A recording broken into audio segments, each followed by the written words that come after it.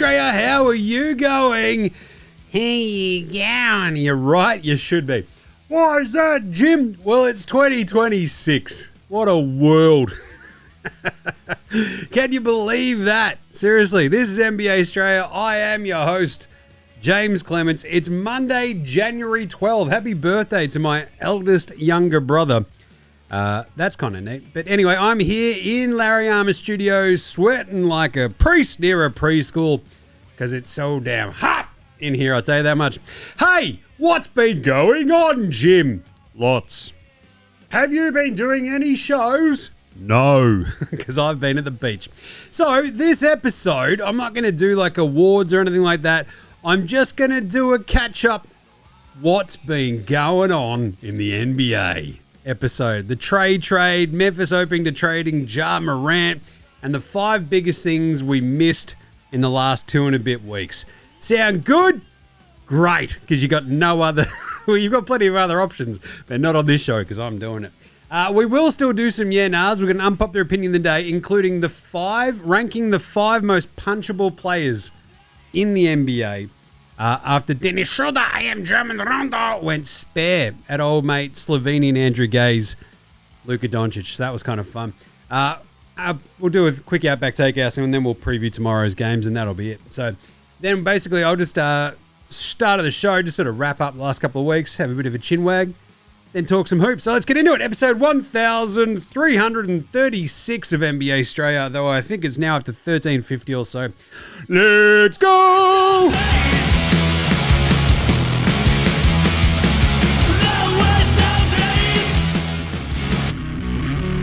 This is Josh Giddey. G'day, this is Andrew Gay. This is Jack White. This is Joe Ingles. This is Dyson Daniels. This is Chris Anstey. This is Matthew Delvedova. This is Shane Hill. You're listening to NBA Australia. And you're listening to NBA Australia. And you're listening to NBA Straya. And you're listening to NBA Australia. And you're listening to NBA Australia. You're listening to NBA Australia. And you're listening and watching NBA Straya. This is NBA Australia. Let's do it. Watch out for the shark attack. You better. I'll tell you what, you better watch out for the Dyson Daniels attack. You better watch out for the injury attack if you're a bunch of other superstars, which we'll set up. Better watch out for the Shaq attack as well. There's the old tweet that sort of floats around every so often about Shaq, wandering around his 30,000 square foot home by himself and going, "You don't think I've known I made mistakes?" Just breaks your bloody heart. Anyway, let's start today's show the way we start every show here at NBA Australia with Jim talking about himself. It's also the daily whip around. There you go. Now, I came back from 2 and a bit weeks down the beach with the family, old mate and the squids, old mate's parents as well, because they own the joint. So we very, very, very gratefully force ourselves upon their hospitality for 2 and a bit weeks each year.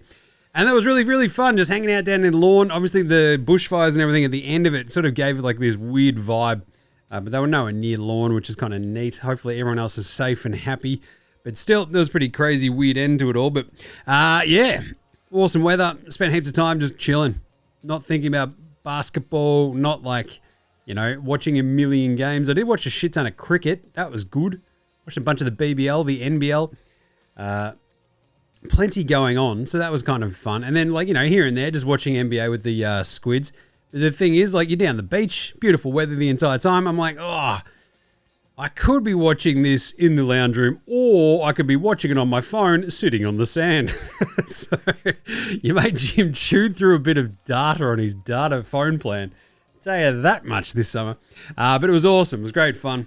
The squids had a great time. They're just absolutely cricket fanatics now, so that's kind of neat. I drank 1 million tins just in the heat. It was great. Had our 10th wedding anniversary, all that sort of fun stuff. Can you believe old mates put up with me married for 10 years and a bunch of years on top of that? I certainly can't. But either way, it was great. So now, where do we stand, Jim? Where do we stand? Well, I think what we're going to do, because I'm full-time dadding for the rest of these school holidays as well, for the eldest squid. So we'll probably just sort of do the 3 big shows during the week, maybe only 2 for the next week or 2. and maybe a couple of the short ones in between on YouTube and Spotify videos. So keep an eye out. I will be around doing a bunch of stuff because that's what we do. But we're back into it, aren't we? Yes, mate. Yes, we are. So what's been going on in the NBA, Jim? Well, the first big one, I guess, there were three things, and I'm like, oh, should I do a show? Should I?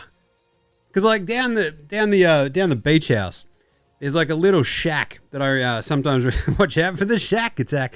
There's a little shack down the back. There's an old winding track. And I'd usually sort of go down there, but the internet's all shitty down there and all this sort of stuff. It's really dusty. Recording in there sucks. I don't have my full setup. So if you listen to NFL Straya as well, I did that with Gaz. One of those shows down there, just like crammed into a corner of like one of the bedrooms. The lighting's all weird. It sounds all echoey. So it was a bit shit house. And I'm like, if something massive happens, I'll do a show. I've got a mic. I've got my laptop. She'll be right. And then TRAE Young gets traded. And I'm like, is that even big enough for me to sit in a microphone and tell you stuff that, look, is just as prescient, well, not prescient, just as, I don't know, important and salient as it is now as it was like a week ago. And the other one was obviously the Jokic injury, which happens, I think, New Year's Eve-ish. Because the last show I did was like Christmas Eve. And so, the Boxing Day games happen. There's a lot of other stuff going on. And that's why I figured what we're going to do is like the 5 other biggest things that have happened since we last spoke, right? With the other 2 big ones sort of ahead of that, the TRAE trade and the Ja Morant stuff. The Ja Morant stuff didn't really make me go, I need to do a show. I'm like, I'll just discuss that on Monday. The other one was Dyson Daniels' triple-double. I came very close going, better jump on the mic. Talk up the Great Barrier Thief, the Bendigo Bandito himself having his first ever triple-double, rips off the 17, 11, and 10 against Denver. It was radical. And like, this is the cool thing about the TRAE Young trade. I think I posted about this as well, right? Like, this is great. This is just putting the car keys in the hands of Dyson Daniels, the Great Barrier Thief, and Jalen, I'm a superstar now. Look at me, Johnson. So that was good. Anyway, so I guess we'll deal with these things first. The Jokic injury is like part of the 5 other things that have happened, but the Memphis being open to trade Ja Morant as well, it was coming. We all sort of saw it coming, and now it's here. So the TRAE trade happened. TRAE Young got traded from Atlanta to Washington. One of those rare superstar trades where they hate him so much and are not worried about him at all on the other team that they trade him in the division. Not even being afraid of trading him in the conference. They're like, we don't even care if he's literally up the road in Washington, D.C. That's how much Atlanta are like, we don't give a crap about TRAE Young anymore. Not afraid of it. I'm not afraid, sir, basically is what they were saying. So TRAE Young gets traded. Geez, Jim, it must have been a big haul. No, it was for CJ McCollum and Corey Kispert. But Jim, what about all those picks? Yeah, there was no picks. It was literally just straight up for CJ McCollum and Corey Kispert. It sounds like the Bulls are now running the Hawks, doesn't it? That's what the Bulls love doing. Hey, can we trade some of our dudes and get no extra assets in return? Idiots. This is an absolute fumble of the bag by Atlanta. Why is that, Jim? Well, they could have done this at any point over the last few years and gotten a much bigger haul. Since then, the entire league has been able to watch Atlanta go and play without TRAE Young at multiple occasions and succeed immensely. And that puts the kernel of, thought in everybody else in the NBA's brains of like, so if they're not that great, when he plays and they're actually better without him, geez, should we get on the old dog and bone and trade for that guy? And the only team that basically got to the point where like, fuck it, let's trade for him, was the already shithouse Washington Wizards. I love this for the Wiz because fucking why not? You're basically turning the CJ McCollum, Corey Kispert assets into a distressed asset that has not really even potential. It's more like carries himself like a star, can hit some pretty high highs, but is also a bit shit, right? So they're kind of hoping a new spot will light a fire under his ass and he'll be awesome. Many would ask, well, he was on a genuine, bona fide, half-decent, contender-ish wannabe team in Atlanta, and he kind of submarined it every time he played Trae Young. So why would he want to go to Washington? Well, it's because he's all about Trae Young. He's not all about team success, or else his team would be better when he played for them, right? So here we are. I'll talk about this again in year nars, but yeah, Trae Young not being traded for any draft picks is absolutely hilarious. Like, mind-numbingly stupid of the Atlanta Hawks over the years to go, no, he's our guy, and then finally go, oh, God, we'll take CJ McCollum and Corey Kispert, I guess, from Washington. But again, I mean, I don't feel like I've heard anyone mention this about how weird it is for a trade to happen within the division of, like, you know, a face of a franchise like Trae Young. A dude, don't forget that they traded on draft night for Luka Doncic, the Atlanta Hawks. So here we are, them just going, no, it's fine. I don't care that we play Washington 4 times a year and they're in our division. He's not going to hurt us. He can't hurt you anymore. He's in Washington. Yeah. So amazing stuff there. So Trae Young traded. It was the weird trade where it sent a lot of ripples around the NBA and throughout the sort of, you know, NBA news circles. But everybody, it felt like, and I hate like generalizing like NBA media and NBA fans, and people who do it are fucking idiots. That's a generalization. That's a bit of a joke. But it did feel very much like everyone kind of looked at this trade and went, sure. Right? Because Atlanta have been so good without him that they're just like, yeah, fuck it. We get CJ McCollum and Corey Kispert. Thumbs up. Ripper reader. And Washington, like, fuck it. We'll roll the dice and hopefully, that, you know, hope that he's good once he gets on our team. You're like, okay, good, I guess. What I have enjoyed is people pointing out how fucking lucky they were to make that Eastern Conference Finals when they did. All basically because of Ben Simmons shooting down his own leg and dismantling the Philadelphia 1, 2, 3, 4, 5, 6s in the process, right? Amazing stuff. That was the Sixers year, and they completely fucked it because Ben Simmons, a.k.a. Benny the Coward, a.k.a. Box Hill Benny, fucked it. Just, I don't want to dunk the ball. Absolute chaos. Like, that is like the start of like the Ben Simmons movie where he's like now like, you know, fucking gone full castaway and like lives on an island and fishes for a living. It's like, yep, that's me. I guess you're wondering how I got here. And like the freeze frame is him shitting down his leg mid-air pass in that Hawks series. But anyway, so Trae Young has been traded. There you go. Does it move too many needles? No. Does this one move any needles, Jim? Memphis are now open to trading Ja Morant after 7 years, a Rookie of the Year, a Most Improved Player, which I still think is bullshit. He's got 3 years left on his contract. He's only 26, is your man Ja Morant. But he is currently averaging career lows across the board in minutes, in three-point percentage, in rebounds. He's averaging the lowest amount of points per game since his rookie year. That's 19. Yeesh. As a rookie, he averaged 17.8 points. He's averaging 19 right now. As a rookie, he shot 47%. Currently shooting 40 fucking percent. He's just shit. He's only played 18 games this year. So I guess the hope is any team trading for him, he's like, we'll fix him. Right?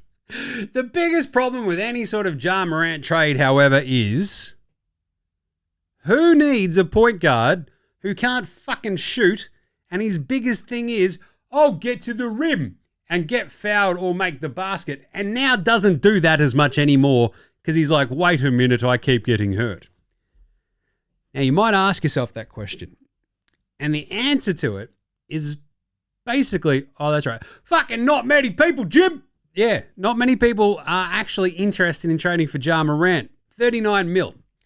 That's a half-decent star, I'm using air quotes if you're not watching on YouTube, star point guard who's averaging 7.6 assists and 3.6 turnovers a game. Oh, God. Anyway, the tricky part is fuck all people really need a point guard. Like, really need. Like, you can look at Minnesota and go, geez, they really need a point guard. They don't need a Ja Morant point guard, right? They need a Fred VanVleet, set some folks up, hit a three sort of point guard. That said, if Minnesota could get him for a bag of chips, they probably pull the fucking trigger. But the problem is that bag of chips is really hard to put together to go get Ja Morant. The rest of the teams out there, right, that you could actually feasibly see going, fuck it, let's have a crack at Ja Morant if the Grizzlies want to trade him. Sacramento, that's a fucking no-brainer because they're shithouse and they can't win any games. And they, weirdly enough, have brought in Dennis Schroeder, Drummond Rondo, Russell Westbrook as their point guards. Why not just go and get the Russell Westbrook and Dennis Schroeder and Ja Morant? You know what I'm saying? The thing is, I mean, do Memphis want anything that Sacramento can give them? It's like what Sacramento can give. It's basically like going, oh, well, I'll trade you my my herpes, but now you've got the Gons. Oh, God, right? So it's a bit fucked. But Sacramento, you can always talk them into anything because they're fucking morons. Toronto's a little bit more interesting because they've got a really, really sort of solid core group. They've got some movable kind of differently shaped contracts, i.e. IQ, Emmanuel Quickley, Okchai Agbaji, these sorts of dudes. And like, you know, a few picks here and there and swaps, etc. if you need to sort of sweeten a deal. It's really weird to think about Ja Morant, though, as a sort of fulcrum for a Toronto Raptor offense that already has Scotty Barnes, the notorious BI3, RJ Barrett and co. It feels like he doesn't fit what they need. Like Scotty Barnes, RJ, BI3, the 3-point shooting on the Raptors, they need to, I don't know, build upon that. Not fucking hack it at the knees with a Ja Morant, you know what I'm saying? So, because BI3 doesn't shoot a giant amount, Scotty Barnes likes to. He's not that great. RJ, he's been all right when he's actually played. Emmanuel Quickley, it feels like, yeah, extraneous to needs, but do you really want Ja Morant? Can he drive the paint? Who knows? But Toronto's an interesting one. Brooklyn, it doesn't quite fit their timeline, I guess, and because he's been a bit shit, like, you've got a bunch of assets, we get this, but do you want to go give them up and just go, fuck it, here, Ja Morant, here's a team that's full of shit young dudes. Ja Morant's like, fucking great, I already had that. It was called Memphis, but at least there I had some mates, I could shoot guns, and I had Triple J. Milwaukee is the other one, right? If they can patch together some other shit, but to be honest, Kevin Porter Jr. might be a little bit better for them than fucking Ja Morant, which is a crazy thing to say, but here we are in 2026 going KPJ might be a better fit around Giannis than Ja Morant, because that just sort of makes a bit of sense. Because if Ja Morant can't hit a fucking shot, what are you doing? Other names out there, Houston, but again, it's really hard for that to fucking actually work. The Clippers, they've already got Harden and co. I don't know if they'd ever pull the trigger on that. Bang, bang. Portland, they're getting Drew Holiday back this week. Don't know if they need that because they've already got sort of Scoot Henderson in their back pocket waiting for him to come back. I don't know if they need him. And otherwise, it's real fucking light on the ground for teams that really need a point guard. You can almost go through all of the other teams, and then there's two that stand out remaining, right? Like Dallas has already got Kyrie. Like the Pelicans have got DeJounte coming back from an Achilles at some point. Do you want to pair him with like Zion? That'd be kind of funny. Maybe. But the other two that I'm looking at are your Phoenix Suns, right? Devin Booker next to Ja Morant. Jalen Green straight up for Ja Morant just works. Like it just works. Like just pop it in, send it into the league office. No extra shit. Like the Suns have got fuck all assets that they own anyway. Jalen Green, bang. If you want to get like a little bit like, oh, well, you need to give us a bit of something there, Phoenix, other than Jalen Green. It's like, oh, do I? For a bloke who can't put down guns, keeps doing dumb shit, can't hit a fucking three. I don't know if I do need to give you too much more than just Jalen Green, Memphis. If you want to give up like Maluach, like I don't want to do that. Like that's my project center. You know, if I get Jock Landale in return, maybe. But it's an interesting trade partner because it's like stuff that can actually happen. And the other one is the obvious one. Miami. The Miami Heat. There goes my hero. He's going off to Memphis. Heroes walking in Memphis, Could a jar for Tyler Hero and Simone Fonteggio, which is, I think, works straight up as well. That's not a bad return if you're Memphis, right? You get young Tyler Hero, you get Simone Fonteggio, and you get out of the Ja Morant business. Triple J, you can keep him if you want. It seems like everyone's kicking the tires on a Triple J trade. No one actually wants Ja Morant, seemingly, but they're all like, fucking, if you're rebuilding, we'll take a Triple J. Just saying. Got to get our votes in. But there you go. Phoenix and Miami are the ones to probably keep an eye on because it feels like his upside, if he got into those teams, onto those squads, with those rosters, they probably make a little bit more sense than other ones. Like Sacramento's the obvious one because they're shit. They fucking suck. Like whatever. Put Jar on there, let him rip, radical.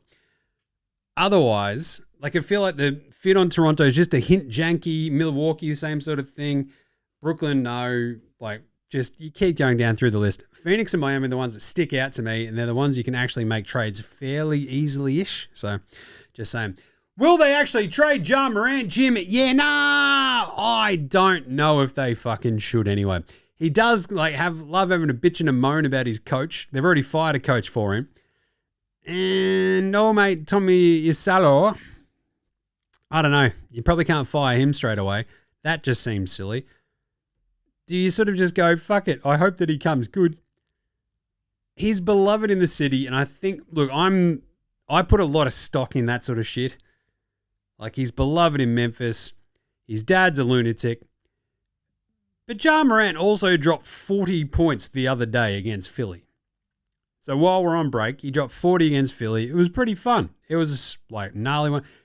If he can hit a couple of fucking threes, come back and just be a little bit healthy for like a little bit of time, who knows what could happen. But at the moment, he's dealing with a calf and he's just like, fuck it, whatever. So will they do it? I don't know.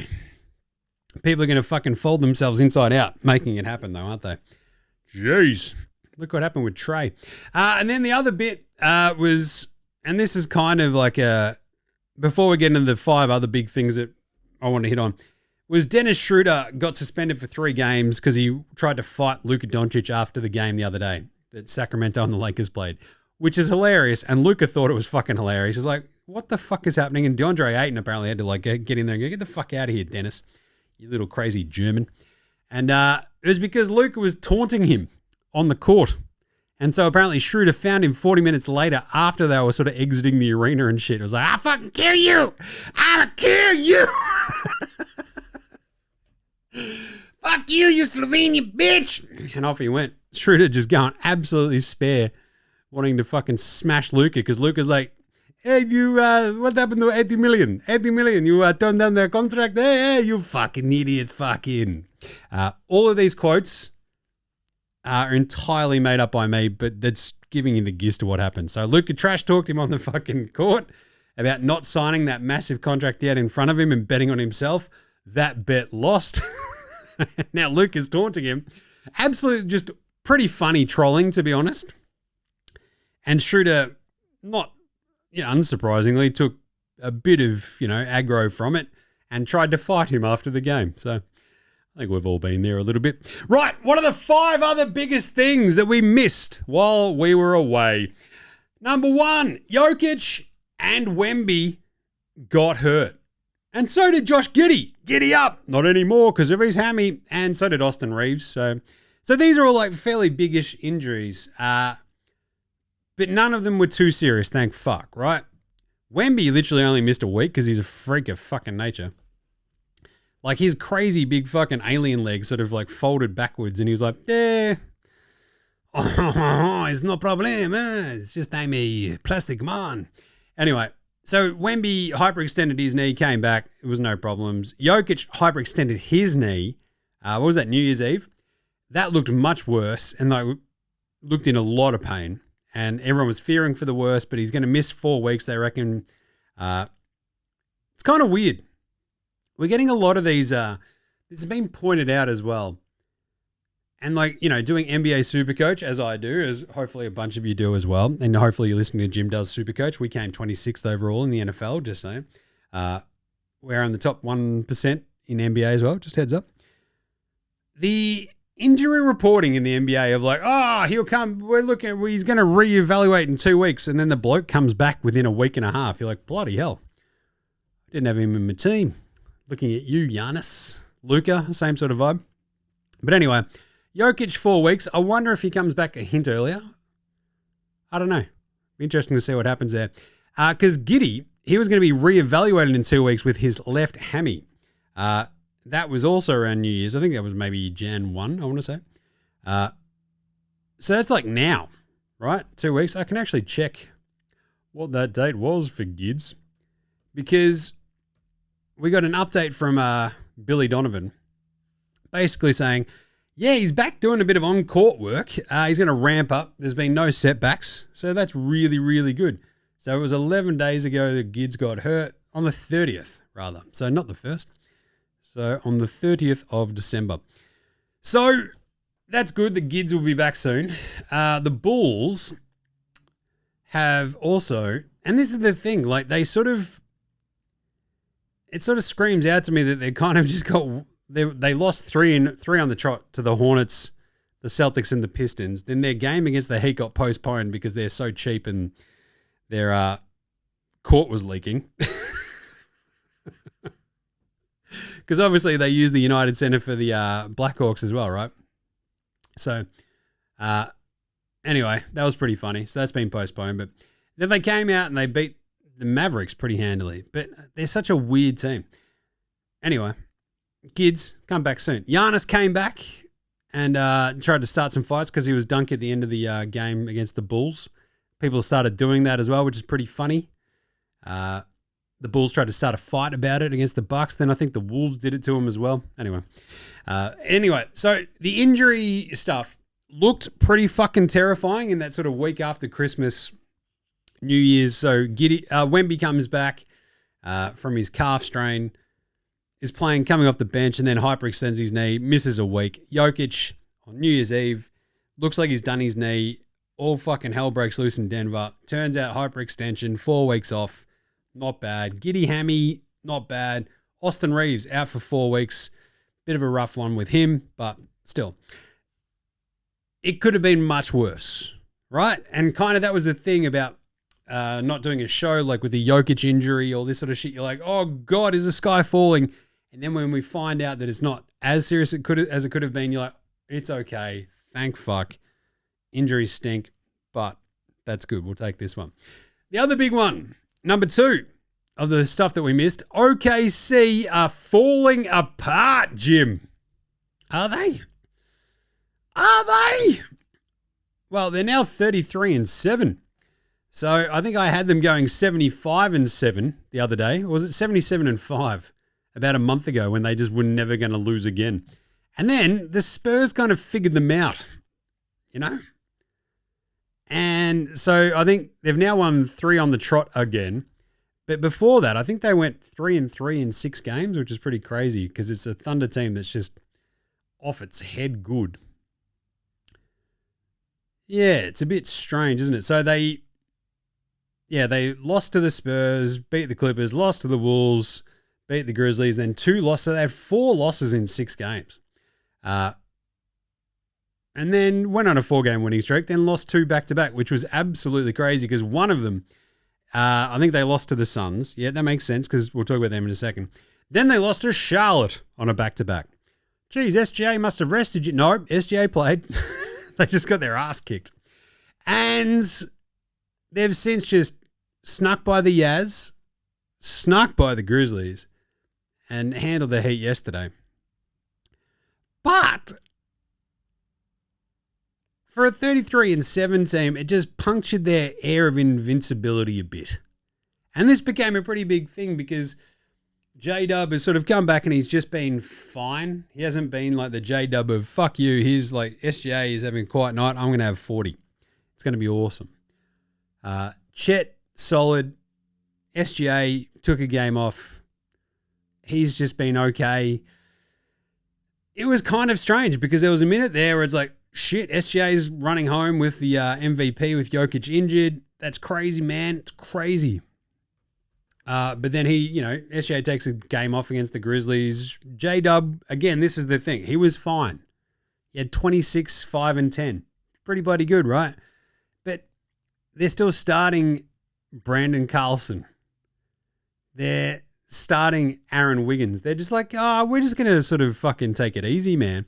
Because it feels like, and this is the big one, after their massive win streak, they just went, right, hang on. We're going to drop a couple of these games. That's okay. What we need to prioritize is making sure that you guys are all fucking fit and chipper come April. And that's what they're doing. So I'm not going to stress too much about OKC. It does just sort of show, though, SGA, Chet, J-Dub, Dort not being able to hit a fucking shot all season is a bit of a worry, but AJ Mitchell has stepped up. Caruso sort of going, hey, remember me, I'm old, is a bit of a worry. But you've still got Isaiah Joe causing all sorts of havoc and stuff like that. I think they're going to be fine. I'm not stressed. They're still 33-7. Will they still win 70 games? It's going to get a bit fucking harder, isn't it? I'll tell you. 73-9 gets very difficult. So I don't know. I think they'll still they could still get to 70, but I don't know if they'll break that record. Boston and Phoenix. So while we're away, both of them were really fucking good. To the point where Phoenix up into 6th in the West, which is pretty nuts. They've won 3 on the trot. They've won 8 of their last 10. Boston's up to 3rd in the East. They did sneak into 2nd, but then they lost that game to the Spurs yesterday, which I'll talk about again. But the Suns just sort of went on this, just started curb stomping everybody. They beat the Warriors, then lost to the Warriors, right? You might remember that one. Then they beat the Sands out of the Lakers, smashed the Pelicans, the Wizards, the Cavs, the Kings. Actually, they also had Cavs game. The Kings, the Thunder. Watch out. That's a bit of a hello. Lost a close one to the Rockets with that insane Kevin Durant game-winning 3. KD hit a game winner against one of his old teams. Not a surprise. You could basically say he hit a game winner. It came against any number of his old teams because he's got so many of them because he's a coward. Then they beat the Grizzlies, the Knicks, and the Wiz. The Suns are just doing their shit. Like, they're so well put together. Or at least they're put together in the way, when you watch them, they play well together, right? If that makes sense. They've been basically constructed around this Dylan Brooks fucking Devin Booker combo. And it shouldn't make sense, but it kind of does. So good on them. And Boston's also, they had been looking awesome. They got dogged by the refs in that loss to San Antonio where they shot 4 free throws, 2 of which came in like the last 30 seconds or whatever it was. And they've been crushing. And the big sort of story that's been missed, that I've missed because I've been, away, is that Jaylen Brown has sort of, snuck into the MVP conversation. And then everyone's like, wait a minute, Jason Tatum still could come back. Oh, God, Boston might win it all again. And you're like, oh, maybe. It does feel like they just play for a fucking psycho in Joey Muzz, who's like, hey, man, if you fucking don't play really fucking hard tonight, you know what I'm going to do to you, bro? I'm going to put you in a jiu-jitsu fucking headlock and kick your fucking head in, mate. That's what he says to all of them. I'm pretty convinced. But Boston's look awesome. Phoenix looked awesome. And that's also a bit of a sub point here. Everyone kind of looks a bit shit right now in the NBA. These games, day to day.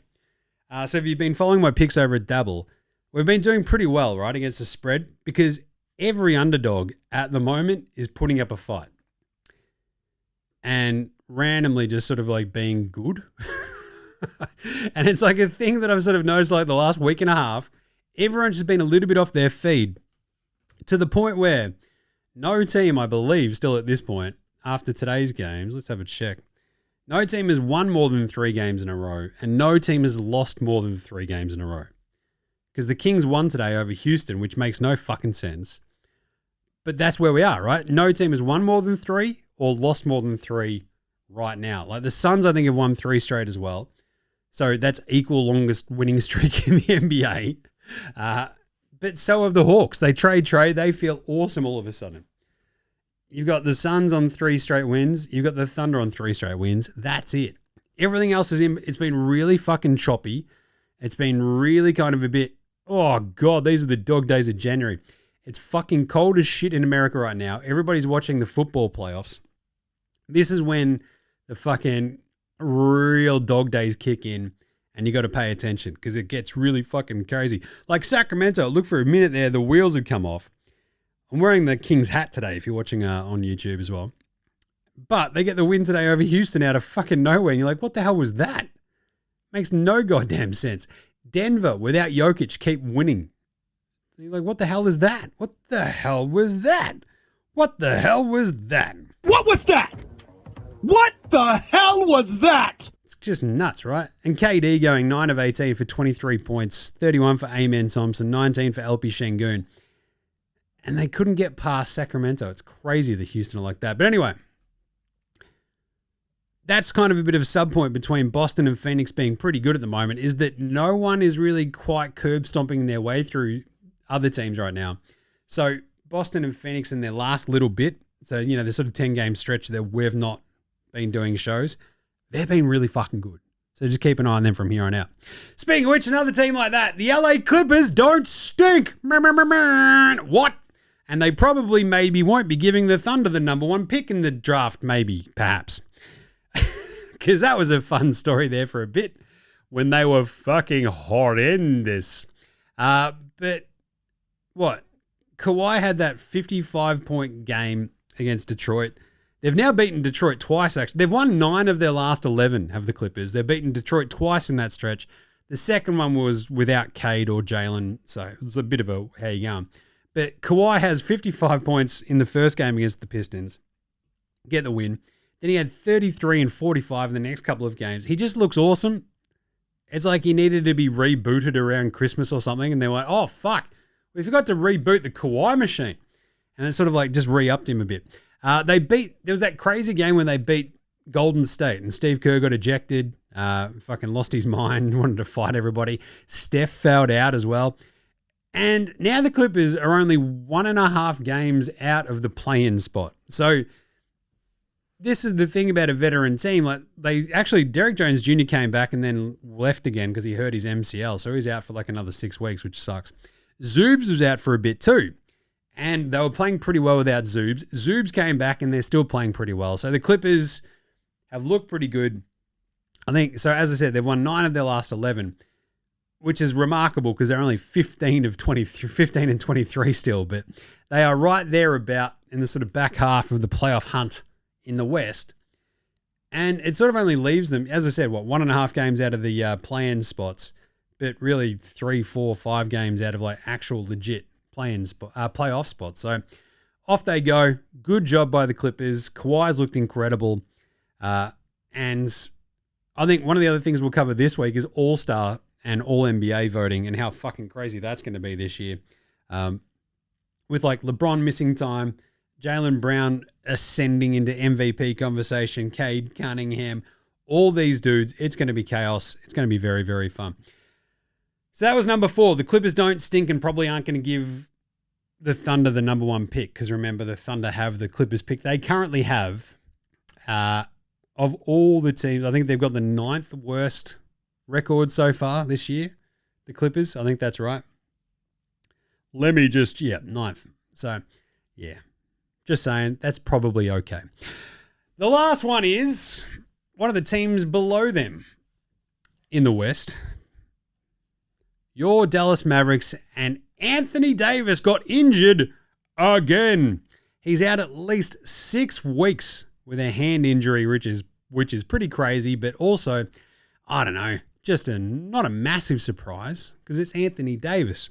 Because, I mean, this is just another awesome example of how amazingly brain smart, it is to trade for a guy made of bird bones and clag and held together with like masking tape. Because remember, defense wins championships, so you should trade for the guy made of bird bones and clag and held together with masking tape. Because yes, defense wins championships, but I also think that players who play more than 3 or 4 games in a row wins championships. That's a big one for me. Yeah. AD hurt. Oh no, who could have seen that coming? Except everybody! Except for Nico Harrison. It was a real fucking weird one, and it was a bit shit for the Mavs fans out there too. Because they have these games where they just looked good. Anthony Davis, Cooper Flag, you're like, look out, this is pretty fun. And then they'd get their ass kicked, and you're like, this is not as much fun, is it? No. And then boom, they lose Anthony Davis, and you're like, yeah, this is a bit shitty. So, bit of a rough one. Right, they're the 5 biggest things we sort of missed in the interregnum while we're away. Let's take a quick break, come back with some yeah-nahs right after I say this.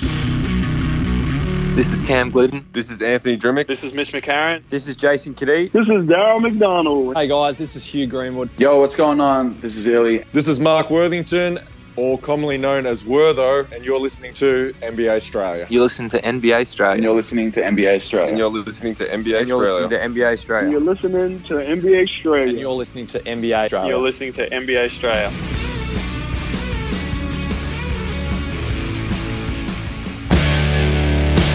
All right, let's do it. Yeah, Nahs, brought to you by you. That's right. You can shout us a beer, shout us a coffee, and bring in the new year right by signing up and becoming a member of our Patreon, which is at buymeacoffee.com/NBA Australia. Thanks to all the legends who have signed up and are part of the Dead Set Legends Club. Love that for them and for me. We have been working on this very fun, because we do the standalone episodes that are exclusive to the Dead Set Legends Club. The teams as bands is coming along pretty awesomely. I'm just saying, that's an exciting one. So yeah, got plenty in the works there. So go check it out, buymeacoffee.com/NBA Australia, or just hit up the links. I think it's in our show description in YouTube and in your podcast app, all that sort of stuff, or in our bios in the socials. So hit that up, go check it out. Shout us a beer, shout us a coffee. Does it each month if you join up as a member. We appreciate your guts. And if you've got a business, or a mate who runs a business and wants to sponsor the show, just advertise on it. Just hit me up as well. Why not? Help our brother out. Right, Dan D had a good one. He sent through in the break. If Tatum doesn't do his Achilles, Boston's favourites this year for a three-peat. It's bonkers they have the number 1 offense without Tatum. Yeah, nah. That was still probably going to... Nah, I'm going to say nah. I still reckon they lose that series last year, do the Boston Celtics, to the New York Knickerbockers of New York City. Right? It was going a bit wonky on them. It was just going a little bit squirrely, and then it all went haywire. Because it goes 6 games... They're already down 2-1, and then they lose Tatum. He has 42. They lose Tatum. They're down 3-1. I still don't know if they would have gotten over the hump against the Knicks. It was just so tough. And even if they'd gotten through that Knicks team, I don't know. Boston... Actually, this is something I probably should have brought up during the OKC bit. It was interesting watching OKC just tear through everybody and just be this almost unbackable favorite to come out of the West. It's kind of what happened with Boston last year. They won the title the year before, or whatever it was, right? And then so they were tearing through the first half of that next year as well. And then it all just went a little bit janky. And then boom, they get bundled out in the second round of the playoffs by New York. It was a bit odd. But so you got this weird comparison of OKC this year, Boston the year before, trying to back up a title, and just sort of hitting that moment halfway through the season of fuck, this is hard. Right? Yeah, it is. It's very fucking difficult to win back-to-back titles. That's why no one's done it for a million fucking years. Anyway, but yeah, Boston, I still don't know if they would have won the title if they had have managed to fight back past that Knicks team in the second round. I just don't know if they would have then gotten by, Indy or even then OKC. Just would have been a bit fucking tougher. Yeah. But it is crazy that their offense is this good and this efficient without Tatum. I think it's like the Jaylen Brown stuff has been covered ad nauseum actually the last couple of weeks. He's really, I was yelling about this all preseason. I was like locked in for fantasy, Supercoach, you name it. Like Jaylen Brown, awesome, massive year. Then he had sort of like a bit of a quiet first 6 weeks, almost like he was kind of figuring out his spots and sort of how to lead and how to be the best leader for this team and how to sort of fit around this team and help himself dominate in a way that made the team win, right? And it's sort of like that's where he's gotten to now. He's been so fucking good. I've really, really enjoyed the Jaylen Brown experience, and it's nice that he can go left. He averaged a 31, 6, and 5 for all of December. He's at a 37 and 5 so far in Jan. He's just been awesome. And his efficiency is like chaos. 40, what is it for the season? 50% from the floor, 37.6% from three. Bloody hell. He's been unreal. But yeah, I think, I don't think they would have gone back to back, even if the Achilles doesn't happen with Tatum. Jez Oz, hey Jim, is Trae Young the first guy we've seen reverse ring chase? Yeah, nah. We saw a dude named Box Hill Betty be on a contender, shit down his leg, and then have a fucking sook and sit out an entire year, wasting a year of his prime on a contender because his feelings were hurt, and then went all the way to like one other shit team, another shit team, and then out of the league.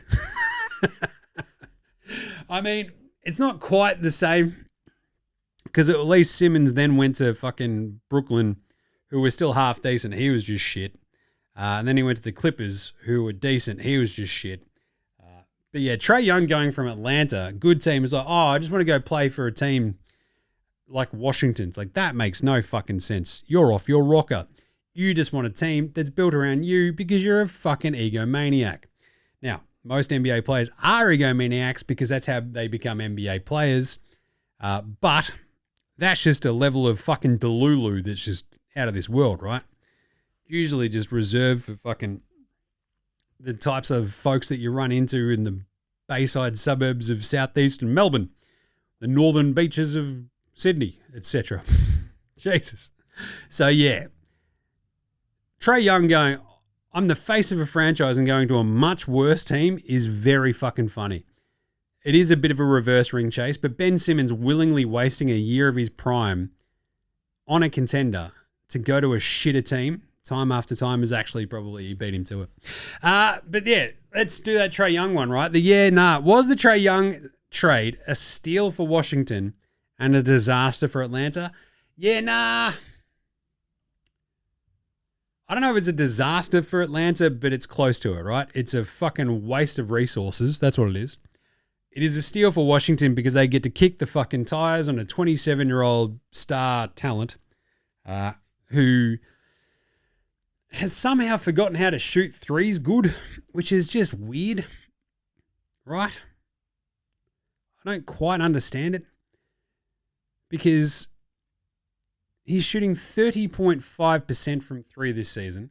He shot 34% last year on 8.4 attempts. That's fucking so shit. But before that, he was 37, 33, 38, 34, 36, 32. That's a career 35.1% three-point shooter, folks. It's not so good, huh?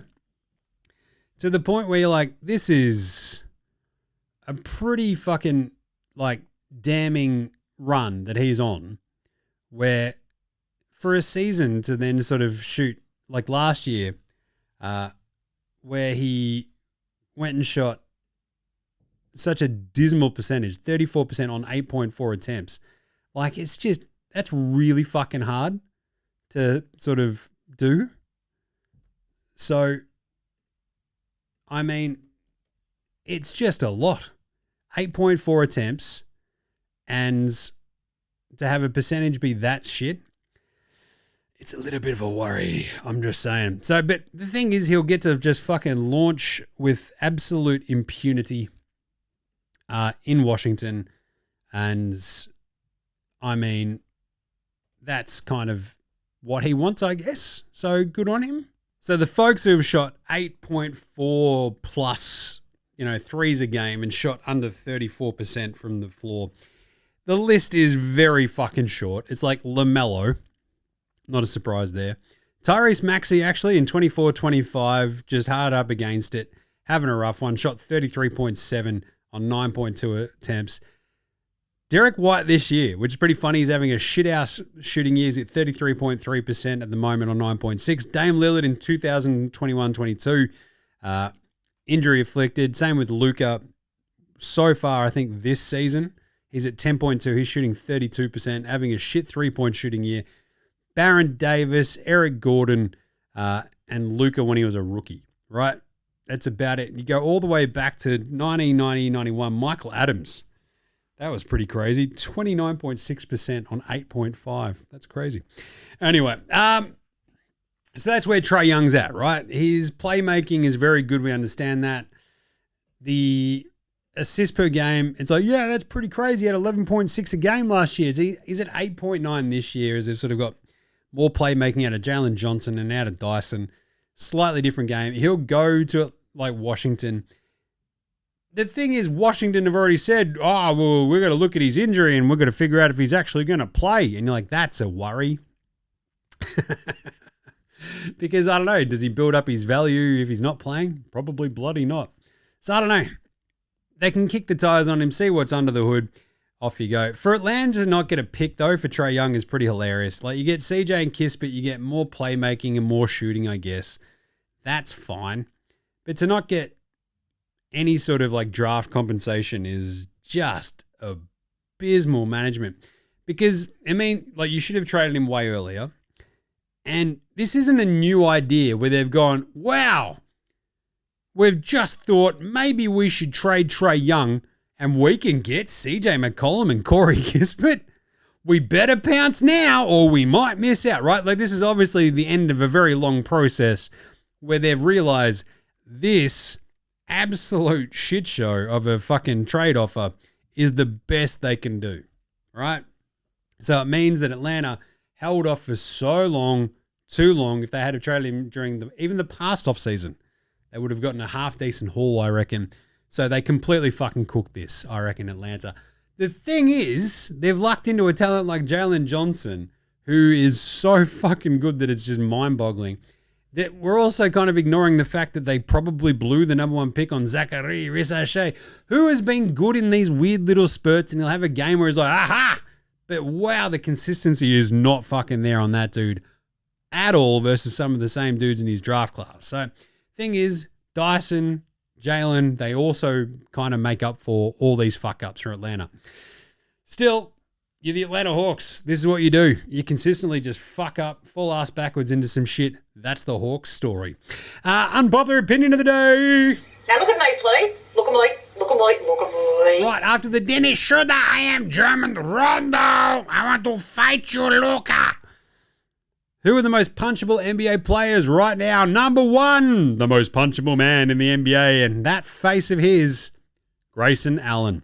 Number two, Draymond Green, but he's also more than likely to punch you first because he's a prick. Number three, Dylan the Villain Brooks. Just the amount of times that LeBron James has wanted to punch Dylan Brooks' face off his head, it's millions at this point, right? Number four, Miles Bridges, just because that dude is a piece of shit. And number five, Jordan Poole, because someone already did. Draymond. Luka was an interesting one because the Euro dudes, and like Giannis gets into a fight the other day as well against the Bulls. It's so strange though because the Euro dudes all kind of look like you don't want to fuck with them. But none of them are actually kind of like the massive, massive shit stirrer dudes that absolutely arc up and fuck around and get into your shit.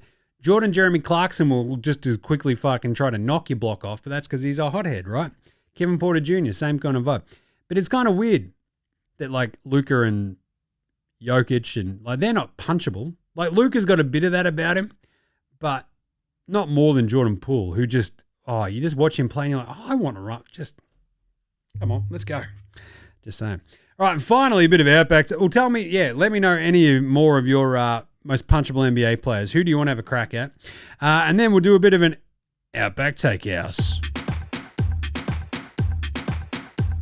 It's Monday at Outback. You know what that means? Well, seen plenty of echidnas down the beach, so we grabbed a couple, chucked him in the back of the wagon, drove him home. Boom, slow roasted echidna.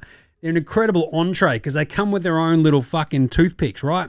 So you just roast them up and boom, use their spikes, lifts up the meat, bang, beauty. You just got to let them marinate and she'll be apples as. So it's only at Outback, that bloody slow roasted echidna. And today's Flame Girl take is Dallas are 100% faking the AD injury because they can't make up their minds about trading him. Only at Outback. So there was so much sort of conjecture about, Anthony Davis, are they going to trade him? Is he the next big domino to fall? And I hate all of this shit so fucking much. Oh, what a massive domino. Was Trae Young much of a fucking domino? Is Washington going to win the top? Are Washington going to be any different with Trae Young on their team? No. Atlanta are going to be slightly more competent. Right? A domino is a Giannis. A domino is a Luka trade. AD is not a domino, right? If he went to the Clippers, still not a domino. If he landed on the Hawks, like there was a bit of conjecture, still not really much of a fucking domino, right? So I feel like Dallas just went, right. So Kyrie's not coming back anytime soon because that dude is just like very busy in a YouTube rabbit hole that's lasted like 4 months. Like we don't want to see his browsing history. Like it's just, no. His browsing history would get him put on a list. I'm just saying. The AD side of things, though, they're just like, wait a minute. If we tank, we've got our own pick this year. If we tank one more time, we'll be able to put Cooper Flag next to another awesome young talent. We've got some solid veterans. Kyrie, AD. Hey, Anthony Davis, the guy who's always hurt, could you be hurt for like 2 months? And he's like, fucking, you know what I don't like doing? Playing basketball consistently. You got a fucking deal. So they sat his ass down so they can tank on the sly. Meanwhile, developing Cooper Flag. All right, very brief Australian player watch. What have the Aussies been up to while we've been away, Jim? Well, Josh Giddey, not much because he got hurt, which really puts a big dent in his All-Star chances. We'll talk about that later this week with the All-Star voting. Badly timed because if he had have stayed healthy, I reckon he would have been pretty hefty, easy chance to get in there. Lockie Olbrick, he played 3 games in January. He's averaged, a 2 and a 5 against Detroit. That's good. Dyson Daniels averaged a 14, 7 and 8 so far in January as well. He had the triple-double against Denver, his first ever. That's awesome for the Great Barrier Thief. Jock Landale has been absolutely fantastic for Memphis. He had 19 and 9 against the Lakers, which was really good. He's averaged 11 and 8 in January as well. The Grizzlies, look, vaguely competent with Edey there. Landale coming off the bench. Triple J. Memphis are kind of looking a little bit, hey, look out. This is fun. Johnny Furphy has been crushing it. He had that 18-point game back in the end of December. He's averaging a 7 and 6 in January because he's just getting some run, which is unreal to see. Tyrese Proctor, he played 8 total minutes in 2 games over in January so far, which sort of sucks, but, you know. Look, the Cavs being healthy means you're not going to see too much Tyrese Proctor. That's just how it goes. Yeah. Jinglin' Joe Ingles, though, has gotten out there for a couple of games of late in the last week or two. He had 5 points and 3 assists. He hit a 3 and 2 free throws against the Cavs in that crazy fucking shootout, 146-134. He also played against Miami last Wednesday and against the Wizards in their massive blowout, 141-115. He had 2 points and 2 rebounds in that game. So he's actually played, what's that, 19 minutes so far this month, which is crazy because he hadn't played 19 total minutes, I think. Oh, he had just clipped over 19 total minutes for the entire season. I think he'd played, what's that? Ooh, 20, he would have gotten to like 27 total minutes before that. So anyway, Josh Green, he's averaged 3 and 3 in his 6 January games. He had a 13, 4 and 2 in that crazy, they've gone 3 and 3 in his 6 games. He had a 13, 4 and 2 in the massive blowout of Utah. Do-up, bop, bop, do-up. The Great Barrier Reef. Do-up Reef, he's only played 2 games in Jan. They're getting a little bit healthier of the Blazers, which is kind of nice. 3, 5, and 2 blocks against Houston on Saturday. That was pretty good for him. And that is about it for the Aussies. So that was pretty fun. Off to a half-decent start. It's just really good to see Furph getting some run for the Pacers, because he should. Right. How about some... do you want to do a Game Day Ball or Game Day Twitter check-in with Patty Mills? Because I do. What's Patty been up to? I reckon it's probably a bit. Patty Mills, there he is. The secret behind Patty Mills' shot. Oh, that's cool. Keep it aloha pod. Oh, so Patty's going on that, not on here. Come on. That's pretty neat. Just talking about his shot. A lot of Hawaii basketball. Hoop study, phase 2, framework to phase 3 via variability. That looks pretty good. Good on you, Patty. Crushing it. Right. Do some game previews for tomorrow. Game previews. Thanks, Inadvertent Bane. Not a problem, Jim. How's it all going? Yeah, not bad. Feeling pretty chill. Feeling pretty good. Remember, you can find all of our picks over at Dabble. That's right. You can sign up using the link in our show description or our social bios. Use the code NBA Straight, but I think that just takes you directly to them all. We've been crushing the picks of late. As I mentioned, against the spread, I'll have to update the spreadsheet and sort of see how we're doing, but I think it was like, was it 8 of 10 yesterday or 7? And we're actually crushing the NFL picks as well. We've gone 5 of 5 so far in the playoff weekend. But anyway, so we're off to a pretty good start so far this year, just saying. You can find our, all the picks pop up there, so check them all out. And tell them NBA Australia by using those links in the bios or our show descriptions. So tomorrow we've got Cleveland against Utah. They're 13.5-point favorites. That's an interesting one. Cavs should probably smash Utah. Utah have just been routinely in these big shootouts. Cavs need some more get into fucking a bit of rhythm games, and off they go. So I'll take the Cavs in that one. Boston go to Indy. They're 5.5-point favorites on the road. I will take Boston. The Pacers, look, still a bit up and down. Still like Boston a bit there in that one. Philly, Toronto rematch of today's game, which is pretty fun that they're playing it back-to-back in Toronto against each other. They won that in overtime, did Toronto, on a Scotty Barnes free throw that was a bit of a bullshit call. It was a foul.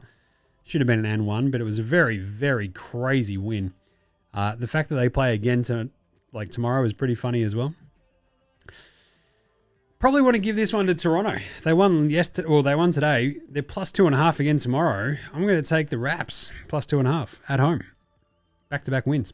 Brooklyn, Dallas. Ooh-wee. The Mavs, not great of late. They got smashed by the Chicago Bulls the other day. I might take Brooklyn plus 4.5 in this. They play these random games that aren't too bad every so often. Lakers minus 9.5 in Sacramento. Dennis Schroeder, not there because I got suspended for 3 games. All I wanted to do was fight the Slovenian. 9.5 points for the Lakers. I'll take that. And then the Clippers and Charlotte. Clippers are 4.5-point favorites against the Hornets at home.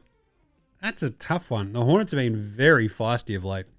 To the point where, as I said, they've gone 3 and 3 in the games that Josh Green's played so far in January. They smashed the Jazz by 55 the other day, but they also lost to the Pacers and the Raptors, pretty close ones. I'm still going to go the Clippers minus 4.5. I think the Hornets at home. Clippers been playing even better. 9 of 11. We'll go with the Clippers. So there you go. Go check out all the double picks. And that is it. We're back. This is fun as. I think we'll do another show on Wednesday. We'll talk a bit of all-star picks, all NBA stuff, half-season mark kind of gear, right? Because we've sort of gotten to the exact halfway point of the season. So we'll do some awards, that sort of gear. So, yeah, that'll be fun. Yeah, we might even not do like more awardsy daily awards, like game wrap up stuff on that one either.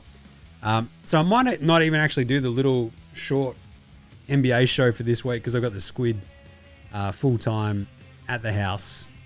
Next week might be a little bit easier, so we'll see how we go. I might pop up, I might not, but there you go. It's good to be back, I'll tell you. Anyway, so in the meantime, make sure you're following NBA Australia on Twitter, Facey, IG, YouTube, TikTok, all the fun stuff. We're all over the socials. Get around NFL Australia with myself and Gaz. NFL playoffs, absolutely off their head. Go Pats. It was a great win against the Chargers today. Rate, review, and star across all your podcast apps, all that fun stuff. It does help out. Just rate, review, star, subscribe, tell a mate, share it. Be very much appreciated. And big thanks always go to From Oslo for the intro and outro song. They rule. So to House Hats, Joshua Delarentis, Fascinator Gold Mines, Ramshackle Army, Iowa Sex Shadow, Green, and Dozers. They're behind all the tunes you hear throughout the show.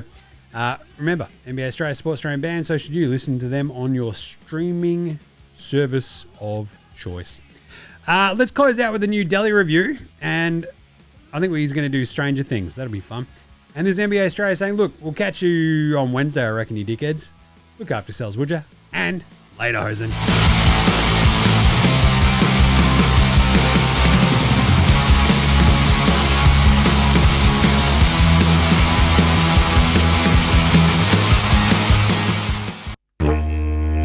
Oi, how the fuck is? It's your old mate Delhi over here, just swinging by from my latest pop culture review, eh? I gotta tell you, summer is pretty fucking good. You know, you get to hang out, get to just like go play some games. I finally returned for the Kings the other day, then got fucking walloped. You're taking a shot. That was some bullshit, wasn't it? But anyway, look, you know, over the Chrissy and New Year's and shit, like I was just kind of like chilling out, hanging out, and the misso, she's like full blown into Stranger Things and shit. So she's like, look, hey, dickhead, let's watch some Stranger Things. I'm like, fucking sure. I have no idea what the fuck they've been up to in like the last fucking, when was the last fucking season? Like 70 years ago? I don't know. But anyway, so look, no spoilers or nothing for those folks who haven't watched Stranger Things, but yeah, it's still pretty good. Still fucking, each episode I'm like, who's that one? What's up with him? Why is this one mates with that one, but they hate each other? I don't know, man. And then like the, you know, the relationships and stuff, you're like, just hang out, or just do some stuff. Oh, geez, this is so frustrating. And then you go, wait a minute, this is made for kids, isn't it? Oh yeah, we don't have to go too heavy on that. But anyway, like the new season, watch the first half of it, and we'll do the review of the second half, I guess, at some other point. But first half was pretty bloody good. They dropped it all at once. You're like, better binge this, binged it, and went, yeah, sick. But I'll tell you what, oh mate, she flipped out. So I'm like, what did you give it? And she's like, oh, 22 out of 10 Dally ones. I'm like, fucking sick. I'm like, I'd do it 11 because of like 11 in the tally show, but that's probably not high enough because it's still pretty good. So, yeah, there you go. Look, I know like a lot of people got a lot of problems with it, but I barely fucking know what's going on most of the time anyway in anything. So, I guess it was pretty good. There you go. That's Stranger Things. We'll do the second half of the season next week, I reckon. All right, there you go, you dickheads. It's been Delhi's Pop Culture Review. Until next time, Delhi out.